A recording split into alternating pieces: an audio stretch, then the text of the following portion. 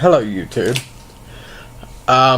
This is a video I've been thinking about doing for quite some time, and I just hadn't done it. So I'm going to do it now. This is a video about video game systems and the bits, and it really doesn't make a difference nowadays because we really don't measure game systems in bits.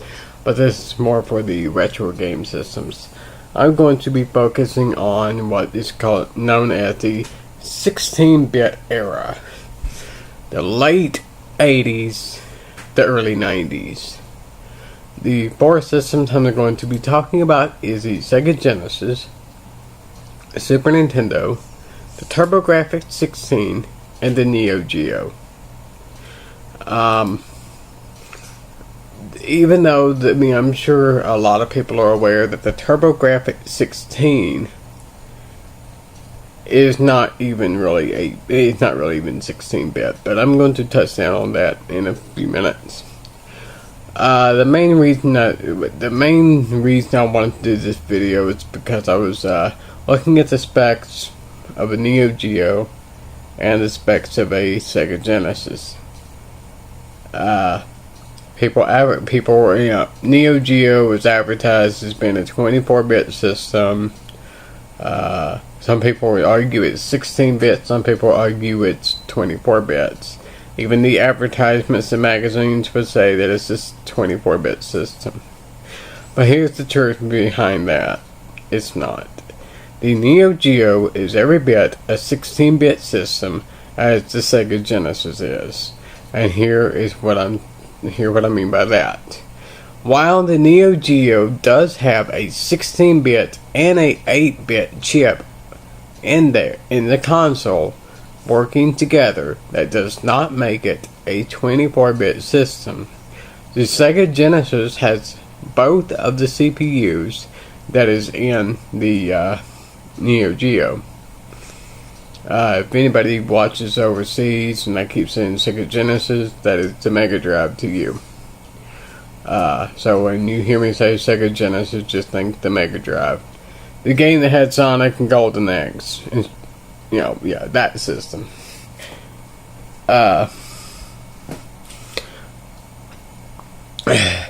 The Sega Genesis was clocked at 7.61 megahertz on the Motorola 68000 and 4 megahertz on the Z80 or Z80 coprocessor. The Neo Geo, on the other hand, was clocked at 12 megahertz on the Motorola 68000 and also 4 megahertz on the Z80 or Z80 coprocessor. So they both had the same processor and coprocessor, just had a different had a different clock speed. But when people were trying to say that the Neo Geo was 24 bits, or it's advertised as 24 bits, if that's the case, you might as well say the Sega Genesis is as well. However, Sega Genesis will flat out tell you right on the console, it's a 16-bit system. The TurboGrafx 16, it doesn't exactly advertise to be a 16-bit system. It's it's more or less the name of it, TurboGrafx. It's more or less advertising the graphics as being turbo powered. It uses an 8-bit CPU, a custom 8-bit CPU, and it also uses a custom 16-bit GPU. However, the games on the TurboGrafx look much better than the ones you find on the 8-bit Nintendo, even though they're both using an 8-bit CPU. Just like on the Neo Geo, you will find that the games look much better on the Neo Geo than they do on the Sega Genesis. Not only do they look better, they also sound better. And that is because the Sega Genesis has, let me see if I have some stuff written down here. The Sega Genesis has a 6-channel stereo sound system with it, with 8 kilobytes of sound RAM, whereas the Neo Geo is running 15 channels of sound. So you got more than double the sound, and you also have 128 kilobytes of onboard sound ROM, but less than 32 kilobytes is used. So you got more sound ROM, and you got more than double the number of channels. So yeah, that is why the Sega Genesis sounds, why the Neo Geo sounds a lot better. It's not the CPU. I mean, yeah, part of it is the CPU, is why the graphics are better, but the Neo Geo, you could look at it as a Sega Genesis on steroids. It's got beefier CPU clock speed, and it's got better sound. Other than that, the CPU and the co-CPU are the same. The Sega Genesis has 64 kilobytes of RAM, whereas so does the Neo Geo. However, the Neo Geo GPU is running 84 kilobytes of RAM, whereas the GPU on the Genesis is 64. So once again, it's got more powerful CPU speed. It's got better sound, and it's got more GPU. More video RAM.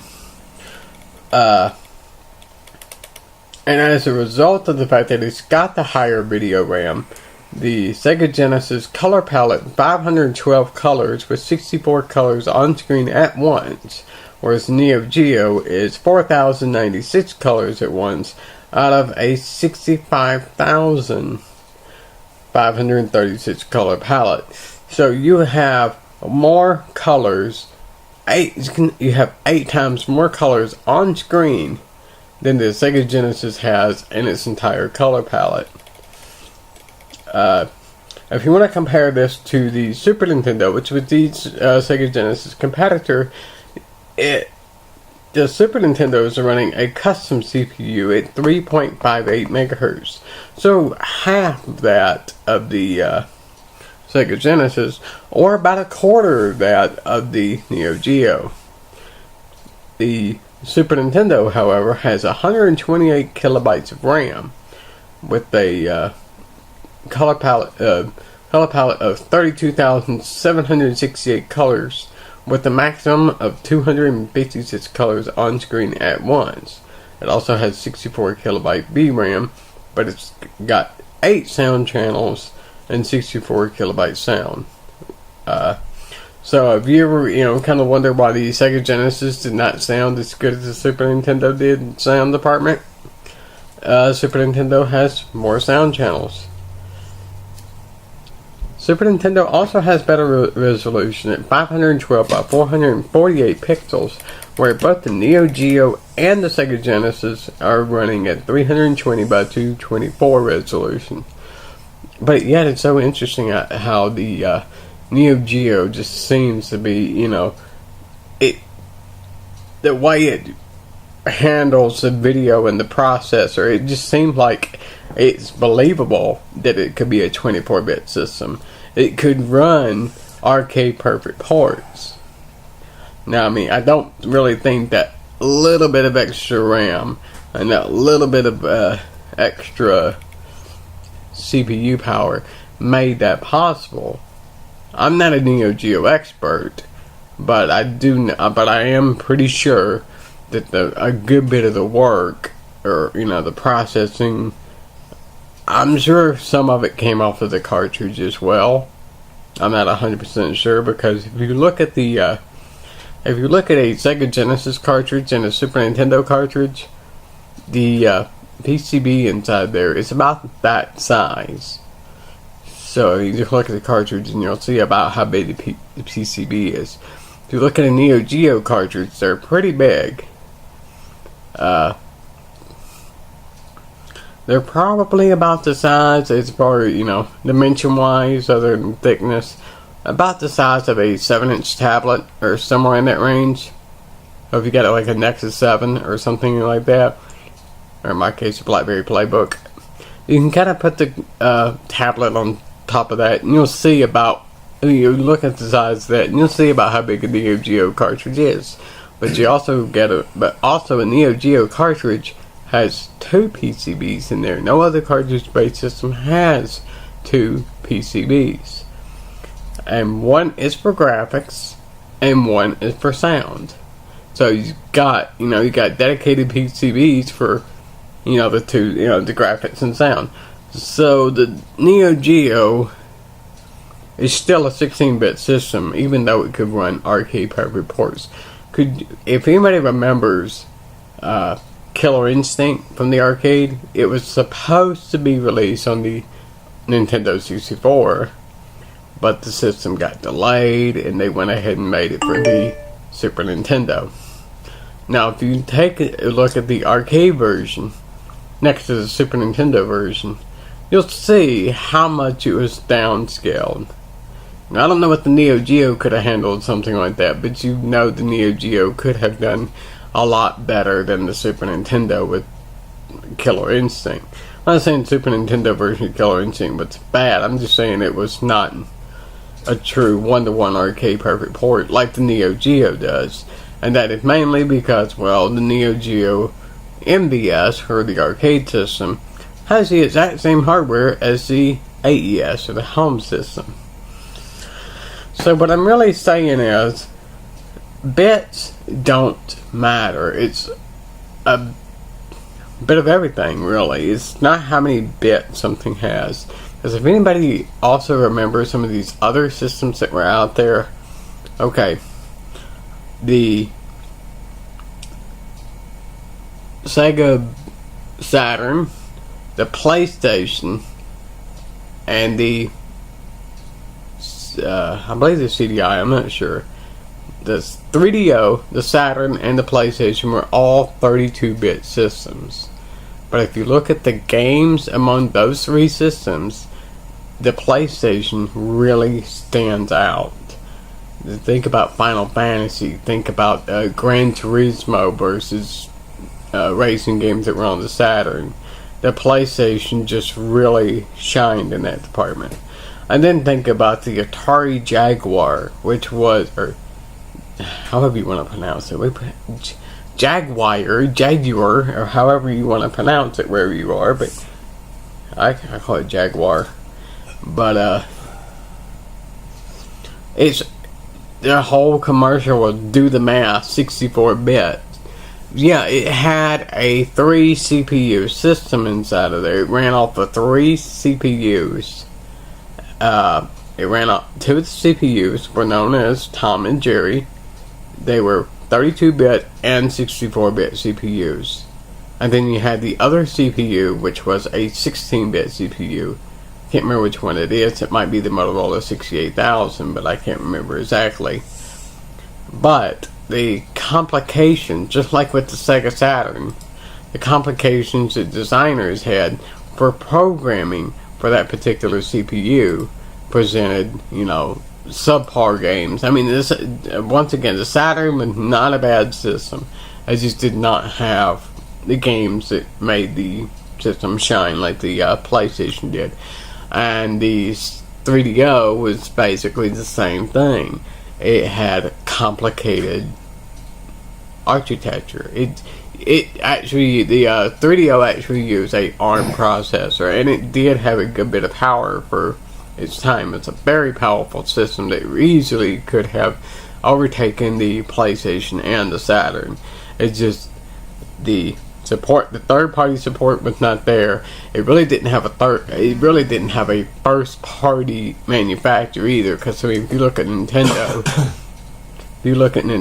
you've got they've been making Mario. I mean, they have their own IPs, whereas Panasonic does not have an IP. So I mean, Sega has Sonic. They all have their IPs. They all have something about them that makes them stand out.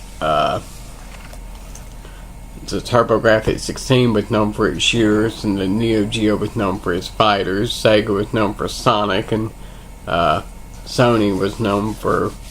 They really didn't have an IP either. I mean, they had Crash Bandicoot on the PlayStation, and by PlayStation 2 came along, it was Jak and Daxter and Kratos from God of War. When PlayStation 3 came along, it was Drake from Uncharted. So I mean, they really have not been able to stick with one, or anyway, that's a whole nother thing. But the whole thing I'm just talking about here is bits really do not matter. The TurboGrafx 16 was a very powerful system, and yet it was only 8 bits. The Super Nintendo had the lowest clock speed of the 4 systems I've talked about, and it was a very good system. Take a look at Star Fox, take a look at Super Mario 64. I mean, not Super Mario, Super Mario RPG. I don't know why I said Super Mario 64. But, you'll see that the Super Nintendo was a very good console. They all are. I'm not trying to say one better than the other. But, anyway, I just wanted to mention that. And, once again, I'm going to mention Feature Points, because I need people to join Feature Points. My code is at the bottom, and if you have an iPhone or or iPad or iPod Touch, you can go to featurepoints.com on your web browser. If you have a Android, you will go to Google Play and download Feature Points there. Once you download the app, it will present you with a place to type in a code.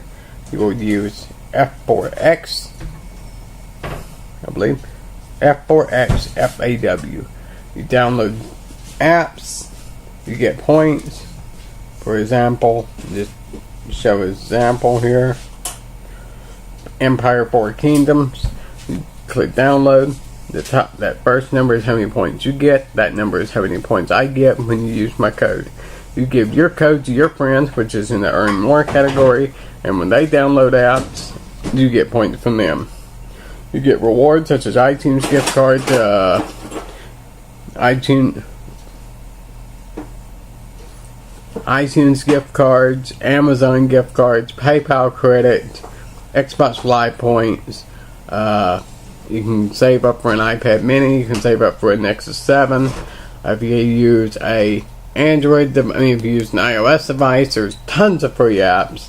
And speaking of, there's tons of apps that you can cash in your points for. Android doesn't have that, or at least not on here. And speaking of iOS, it does work best with iOS devices, iPhone 4 and higher, because it works best with iOS 7. But anyway, that's all this video.